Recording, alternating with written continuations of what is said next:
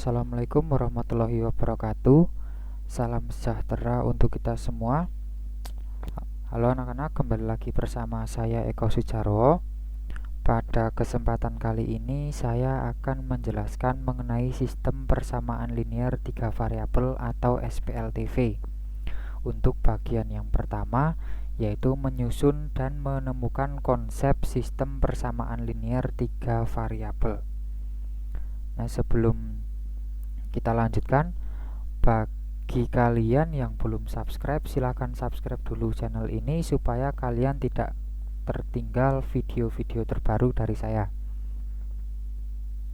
Nah, saya ingatkan juga supaya kalian menonton video ini dari awal sampai akhir, jangan di skip ya, supaya kalian tidak melewatkan info-info penting yang nantinya berguna dalam penyelesaian masalah.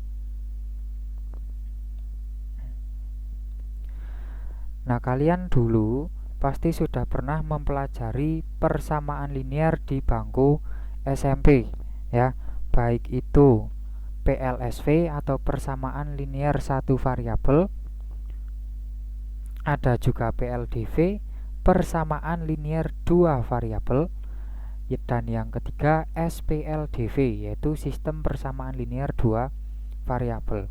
Nah, ketiganya ini ya masih sama-sama persamaan linear, yang membedakan cuma variabel dan jumlah persamaannya saja. Nah, masing-masing ini persamaan linear satu variabel maupun dua variabel maupun sistem persamaan linear dua variabel ini sangat erat kaitannya dengan masalah sehari-hari ya. Dengan masalah sehari-hari, misalnya untuk PLSV itu contohnya x plus 2 sama dengan 4, atau x min 4 sama dengan 8, 2x plus 3 sama dengan 10, dan sebagainya. Nah, untuk PLSV ini biasanya mungkin pertanyaan mengenai umur dan sebagainya. Ini masih persamaan linear yang sederhana. Kemudian satu tingkat di atasnya itu ada persamaan linear dua variabel. Nah, yang namanya persamaan linear dua variabel ini pastinya terdiri dari dua variabel, biasanya x dan y. Nah, bedanya PLDV dan SPLDV itu apa? Kalau PLDV itu adalah satu persamaan linear yang berdiri sendiri. Namun untuk SPLDV ya, untuk SPLDV ini adalah persamaan linear dua variabel ya yang saling terkait. Ada dua buah persamaan linear dua variabel yang saling terkait. Contohnya ketika kalian SMP dulu itu paling sering adalah contoh ketika seseorang membeli barang, misalnya pensil dengan buku, baju dengan celana, dan sebagainya. Nah, ini adalah tiga persamaan yang dua jenis ya, persamaan yang sudah kalian pelajari di SMP. Nah, ini akan menjadi dasar ya, menjadi dasar dalam kita mempelajari persamaan linear tiga variabel. Nah, nanti proses penyelesaian masalahnya itu hampir sama ya, hampir sama dengan persamaan linear dua variabel, hanya saja dalam persamaan linear tiga variabel itu mungkin prosesnya akan lebih panjang. Nah, setelah kalian tahu apa itu PLTV, kalian nanti akan mempelajari SPLTV ya. Jadi sama dengan ini PLDV dan baru SPLDV, kita juga nanti akan mempelajari PLTV kemudian SPLTV ya. Kalau tidak ada S-nya itu pokoknya persamaan itu berdiri sendiri. Kalau ada S-nya berarti itu merupakan satu sistem. Artinya apa? Itu adalah satu kesatuan. Untuk mencari penyelesaiannya kalian harus menggunakan ketiganya ya. Pasti ada tiga persamaan. Kalau PLTV pasti ada tiga persamaan, tidak mungkin ada dua persamaan apalagi satu persamaan. Nah, materi SPLTV ini nanti akan berguna juga bagi kalian dalam mempelajari program linear ya pada tingkat selanjutnya. Nah, maka dari itu silakan kalian simak, kalian perhatikan dan pelajari baik-baik supaya kalian bisa mengerti dan tidak kesulitan untuk materi-materi di kemudian hari. Jangan di skip ya.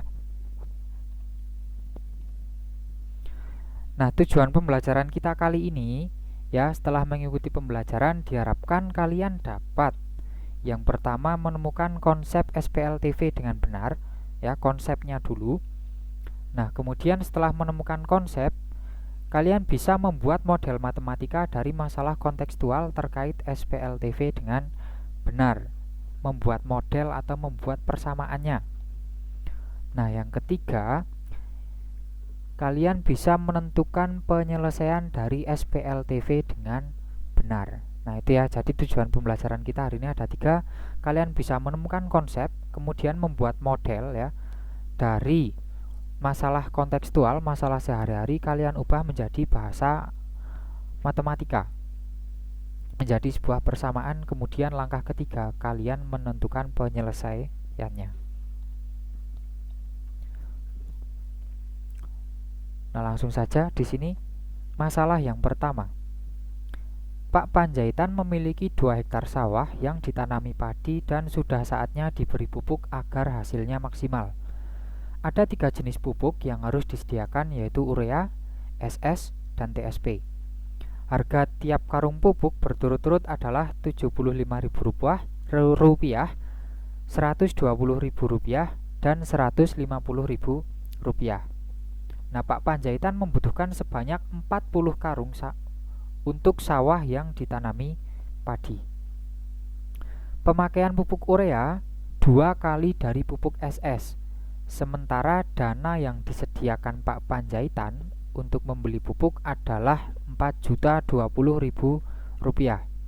Berapa karung untuk setiap jenis pupuk yang harus dibeli Pak Panjaitan? Nah, bagaimana penyelesaiannya? Karena ini adalah soal cerita ya. Biasakan ketika kalian mengerjakan soal cerita itu dimulai dari diketahui, ditanya, dan juga jawab. Baru nanti kalian kasih kesimpulan. Nah, apa saja yang diketahui di sini yang akan kita gunakan ya? Itu yang pertama ada harga pupuk ya. Harga pupuk urea adalah Rp75.000, harga pupuk SS Rp120.000, dan harga pupuk TSP itu Rp150.000. Kemudian yang kedua, ini ada di kalimat terakhir paragraf pertama, Pak Panjaitan membutuhkan sebanyak 40 karung untuk sawah yang ditanami padi.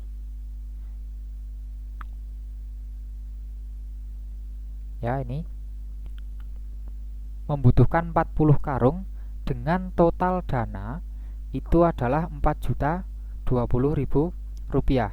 Kemudian di sini juga ada pemakaian pupuk urea 2 kali lebih banyak dari pupuk SS. Jumlah pupuk urea sama dengan 2 kali SS. Sampai di sini bisa dimengerti ya. Nah, apa yang ditanyakan? Jumlah masing-masing pupuk yang harus dibeli Pak Panjaitan adalah, nah, masing-masing berarti nanti kita harus mencari ureanya berapa, SS-nya berapa, dan TSP-nya berapa. Nah, kemudian untuk mencari jawabannya ya, langkah yang pertama adalah kalian harus membuat model matematikanya dulu atau SPLTV-nya dulu ya. Membuat model matematika, nanti kita akan memperoleh 3 buah persamaan. Nah, persamaan-persamaan itu ya semuanya saling terkait sehingga membentuk suatu sistem persamaan linear 3 variabel. Nah, sebelum membuat model, kita misalkan dulu ya, supaya nanti bahasanya itu tidak terlalu panjang tapi cuma menjadi simbol-simbol singkat saja. Misal jumlah pupuk urea itu X, SS-nya Y, dan TSP-nya Z.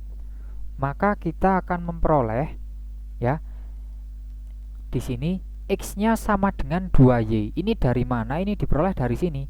Jumlah pupuk urea tadi kan X, SS-nya Y. Berarti kita ubah kalimat ini menjadi pakai simbol ini ya, jumlah pupuk ureanya menjadi X sama dengan 2 kali SS, SS-nya Y, berarti sama dengan 2Y. Ini beres ya. Kemudian persamaan yang kedua, X plus Y plus Z sama dengan 40. Ini dari mana? Ini dari kalimat yang pertama, kalimat terakhir di paragraf pertama ya. Pak Panjaitan membutuhkan sebanyak 40 karung untuk sawah yang ditanami padi. Nah, 40 karung ini kan terdiri dari pupuk urea, SS dan TSP. Ureanya X, SS-nya Y, TSP-nya Z. Nah, ini semuanya dibutuhkan sebanyak, kalau dijumlahkan hasilnya adalah 40. Dan yang ketiga, ya, ini adalah kalimat ini. Dana yang disediakan Pak Panjaitan untuk membeli pupuk adalah Rp4.020.000. Nah, kenapa di sini bisa seperti ini, ya? Di sini kan harganya 75.000, 120.000, 150.000, ini 4.020.000. Nah, ini bisa kita sederhanakan, ya. Kita hilangkan nolnya 3 di sini, ini juga kita hilangkan nolnya 3, hilangkan nolnya 3, hilangkan nolnya 3.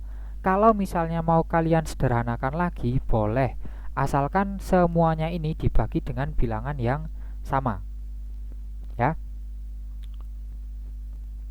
Nah, ini juga sama kan, 75.000 itu adalah harga pupuk urea, makanya di sini 75 kali X ditambah SS itu harganya 120.000, ya, berarti 120.000 kali Y. Di sini nolnya kita hilangkan 3. Kemudian TSP itu 150.000, TSP-nya Z, 150 Z, sama dengan 4.020. Sampai sini langkah 1 bisa dimengerti, ya. Kalau misalnya ada yang kurang paham atau penjelasan saya terlalu cepat, silahkan diulangi lagi. Nah, langkah yang kedua itu kita tinggal menentukan penyelesaian dari SPLTV dengan menggunakan metode eliminasi, substitusi, atau gabungan. Nah, gabungan ini maksudnya kalian lakukan eliminasi lalu substitusi, atau substitusi lalu eliminasi. Ini yang dimaksud dengan metode gabungan. Ini sama seperti ketika kalian menyelesaikan SPLDV ketika kalian di bangku SMP, ya. Jadi ini cuma pengembangan saja, materi pengembangan dari SPLDV.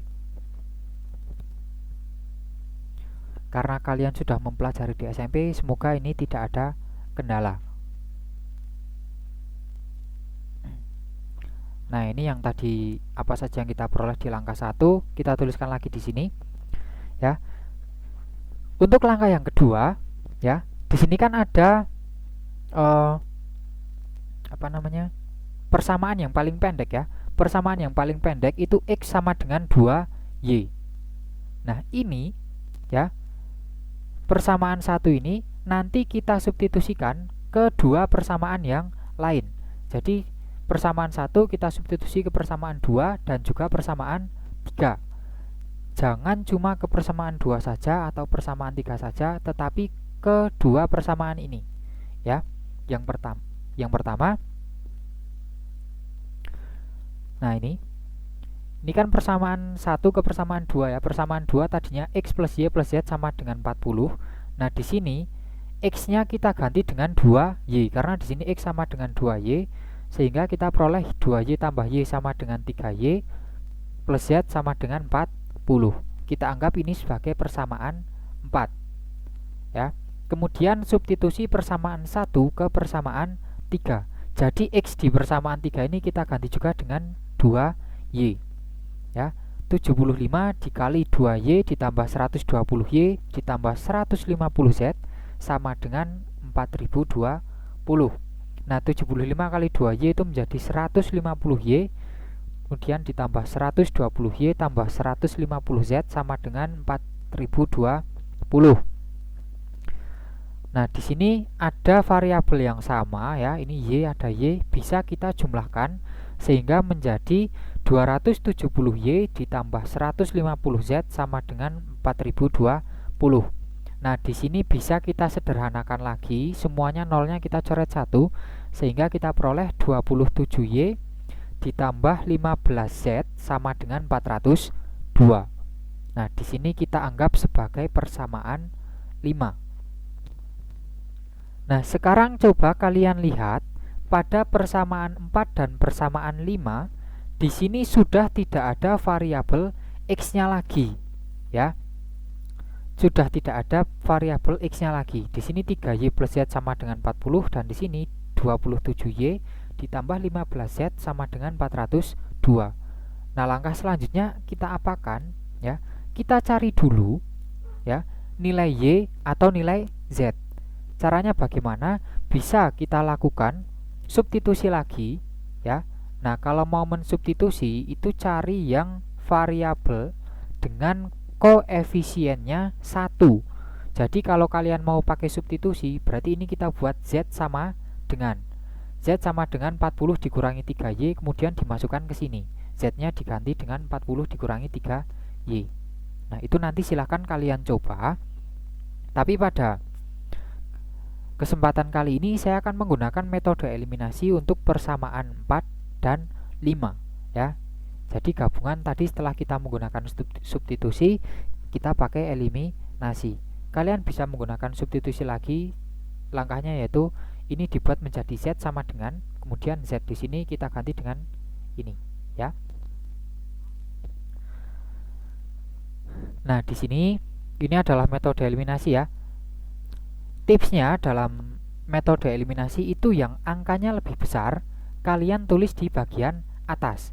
Supaya apa? Supaya mempermudah saja, supaya nanti hasilnya tidak negatif ya. Ini yang besar adalah persamaan 5, 27Y ditambah 15Z sama dengan 402, dan 3Y ditambah Z sama dengan 40. Nah, kita lakukan eliminasi ya, supaya nilai Y atau nilai Z-nya itu salah satunya hilang ya. Nah, di sini kita lihat di persamaan 5 itu ada 27 dan 15, di sini koefisiennya ada 3 dan 1. Nah, di sini saya kalikan, yang atas kalikan 1, bawah kalikan 9. Kenapa? Karena saya ingin menghilangkan variabel Y-nya. Jadi nanti kita ketemu Z sama dengan yang atas karena kali 1 pasti masih tetap ya. Kemudian yang bawah 3Y kali 9 hasilnya 27Y. Z kali 9 sama dengan 9Z. Kemudian 40 kali 9 hasilnya 360. Nah, ini sudah sama 27, 27. Nah, ini kita apakan? Ini kita tambah atau kurangi supaya ini hilang ya. Dan di sini karena dua-duanya positif, supaya menjadi 0 atau hilang ya, berarti harus kita kurangkan. 27Y dikurangi 27Y kan 0. Kemudian 15Z dikurangi 9Z itu adalah 6Z sama dengan 402 dikurangi 360. Hasilnya adalah 42. Jadi Z-nya sama dengan 7 ya, tinggal 42 dibagi 6. Kita peroleh Z-nya sama dengan 7. Nah, setelah itu substitusi Z sama dengan 7 ke persamaan 4 ya. Di sini persamaan 4-nya Z-nya kita ganti dengan 7. Tadinya kan 3Y plus Z sama dengan 40. Nah, Z-nya kita ganti dengan 7 sehingga 3Y plus 7 itu sama dengan 40.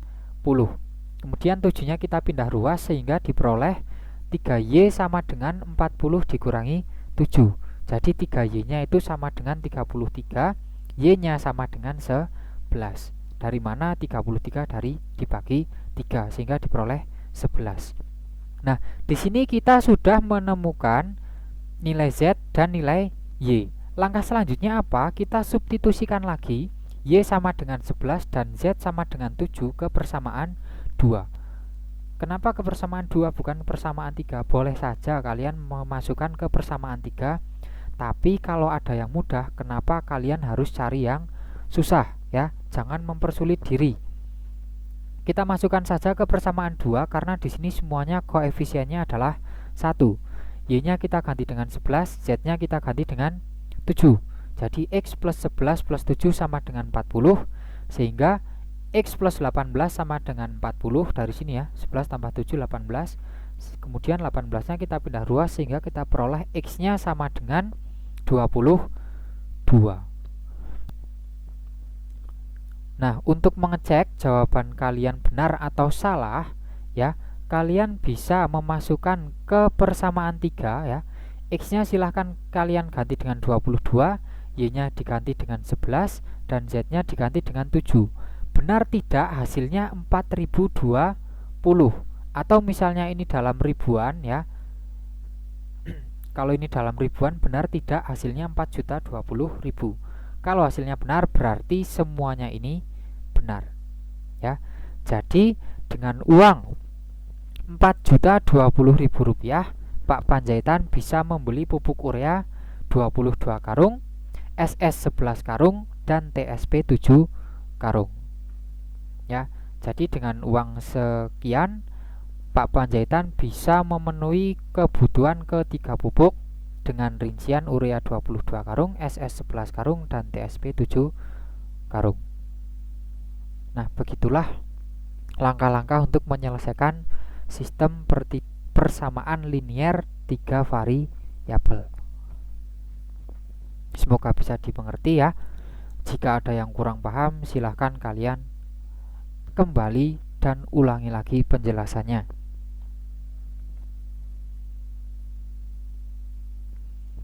Nah, definisi dari sistem persamaan linier 3 variabel adalah suatu sistem persamaan linier dengan 3 variabel. Cuma seperti itu aja.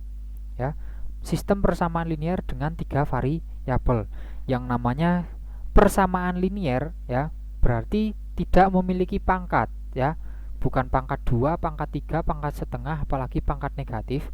Pangkatnya 1 ya, sehingga karena pangkatnya 1 itu biasanya tidak ditulis, atau dengan kata lain bisa dikatakan tidak memiliki pangkat gitu ya, gampangnya ya, karena pangkatnya 1. Kemudian itu linier tadi ya, tidak memiliki pangkat. Kemudian yang namanya persamaan ya, namanya persamaan berarti ruas kiri dan ruas kanan itu dihubungkan dengan tanda sama dengan ya, bukan lebih dari, kurang dari, lebih dari, sama dengan, kurang dari, sama dengan ya, karena itu adalah tanda pertidaksamaan. Jadi karena di sini persamaan, jadi tandanya ya cuma sama dengan. Nah, ini 3 variabel sudah jelas, pasti ada 3 variabel, yaitu X, Y, dan Z, atau A, B, dan C, dan sebagainya. Pokoknya ada 3 variabel atau peubah yang berbeda. Nah, bentuk umum SPLTV itu adalah sebagai berikut ya. Jadi di sini ada, ini masih kurang ya, harusnya A1 X tambah B1Y tambah C1Z sama dengan D1. Kemudian A2X tambah B2Y tambah C3Z sama dengan D2. Dan A3X tambah B3Y tambah C3Z sama dengan D3. Ini kurang XYZ, XYZ, XYZ ya. Nah, dengan ketentuan ya, A1, B1, dan C1 tidak sekaligus ketiganya 0. A2, B2, C2 tidak sekaligus ketiganya 0. Begitupun dengan A3, B3, dan C3 ya. Kenapa tidak sekaligus ketiganya 0 ya? Misalnya di sini A1-nya 0, B1-nya 0, C1-nya 0 ya. Dan di sini nanti tidak akan menjadi sebuah persamaan. Nanti di sini 0x, 0y, dan 0z, berarti di sini kan 0, 0, 0 semua ya. Paling tidak itu harus ada satu, entah itu A1, B1, atau C1 yang nilainya tidak 0 ya. Paling tidak ada satu. Ingat ya, paling tidak satu. Jadi kalau ketiganya 0 itu nanti tidak akan menjadi sistem persamaan linier 3 variabel ya. Nah, untuk berlatih kita coba ya, masalah 2. Di sini ada soal, keliling suatu segitiga adalah 19 cm. Jika panjang sisi terpanjang adalah 2 kali panjang sisi terpendek dan kurang 3 cm dari jumlah sisi lainnya, tentukan panjang setiap sisi segitiga tersebut. Nah, langkah-langkah penyelesaiannya sama seperti tadi, gunakan diket, ditanya, dan dijawab. Kemudian terakhir baru kesimpulan. Biasakan mengerjakan itu jelas dan rapi, urut, terarah ya pengerjaannya, jadi tidak semerawut. Supaya apa? Supaya kalian itu mudah kalau mempelajarinya lagi. Nah, kita langsung saja ke dalam penyelesaiannya. Yang diketahui, keliling suatu segitiga adalah 19 cm, berarti kelilingnya 19 cm. Panjang sisi terpanjang sama dengan 2 kali panjang sisi terpendek ya. Terpanjangnya sama dengan 2 kali terpendek. Kemudian sisi terpanjangnya itu adalah kurang 3 cm dari jumlah sisi lainnya. Jumlah dua sisi lainnya ya maksudnya ya. Berarti terpendek ditambah sisi yang lain itu masih lebih panjang 3 cm daripada sisi terpanjangnya. Persamaannya seperti ini. Nah, ini di sini kita peroleh tiga persamaan kan? Nah, yang ditanya panjang masing-masing sisi segi 3. Langkahnya sama seperti tadi, kita buat modelnya dulu ya. Pertama kita harus memisalkan. Yang dimisalkan apanya? Ya sisi-sisinya. Di sini sisi terpanjangnya ya, saya misalkan dengan X, sisi terpendeknya Y, dan sisi yang lain ya, itu saya misalkan dengan Z. Nah, sehingga diperoleh yang pertama, keliling segitiga itu kan jumlah dari ketiga sisinya ya. Sisi terpanjang, terpendek, dan sisi yang lain itu sama dengan 19 cm. Jadi X plus Y plus Z sama dengan 19. Ini dari rumus keliling ya, persamaan pertama. Nih, pernyataan pertama. Kemudian persamaan kedua, panjang sisi terpanjang sama dengan 2 kali panjang sisi terpendek. Terpanjangnya X, terpendeknya Y, tinggal kita ganti saja, berarti X sama dengan 2Y. Yang ketiga ya, sisi terpanjang sama dengan kurang 3 cm dari jumlah sisi lainnya. Berarti kalau terpendek tambah sisi yang lain dijumlahkan dikurangi 3 ya. Ini adalah persamaan yang ketiga. Nah, bisa juga kita ubah bentuknya menjadi seperti ini. X dikurangi Y kurangi Z sama dengan min 3 ya. Kemudian langkah kedua, menentukan penyelesaiannya ya. Nah, langkahnya bagaimana? Seperti soal nomor masalah 1 tadi ya. Persamaan yang paling pendek itu kita substitusikan ke dua persamaan yang lain. Nah, di sini yang terpendek adalah persamaan yang kedua. X sama dengan 2Y. Ini kita substitusikan ke persamaan 1 dan 3 ya. Pada langkah ini saya akan mensubstitusi persamaan 2 ke persamaan 1 dulu.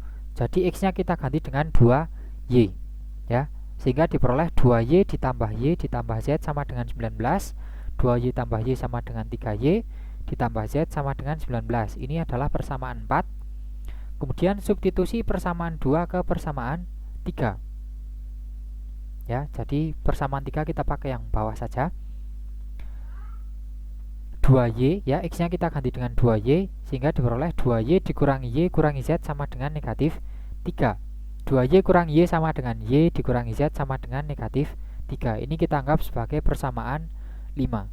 Nah, langkah selanjutnya kita lakukan lagi eliminasi ya, persamaan 4 dan persamaan 5. 3Y plus Z sama, nah ini seperti yang tadi saya bilang, yang angkanya lebih besar kita taruh di atas. Persamaan 4 lebih besar, berarti persamaan kita taruh di atas yang persamaan 4. Nah, di sini sudah ada variabel yang koefisiennya sama. Jadi kita tidak perlu mengalihkan dengan bilangan tertentu karena sudah ada variabel dengan koefisien sama. Ya, Y-nya beda ya, 3Y ini Y. Nah, yang sama adalah ini, Z dengan Z. Bedanya ini positif, ini negatif. Sama-sama ini 1, ini min 1. Supaya jadi 0 harus diapakan? Kalau dikurangi berarti kan 1 dikurangi min 1 sama aja 1 ditambah 1. Berarti ini kita harus tambah atau jumlahkan ya. Jadi Z ditambah min Z sama dengan 0 ya.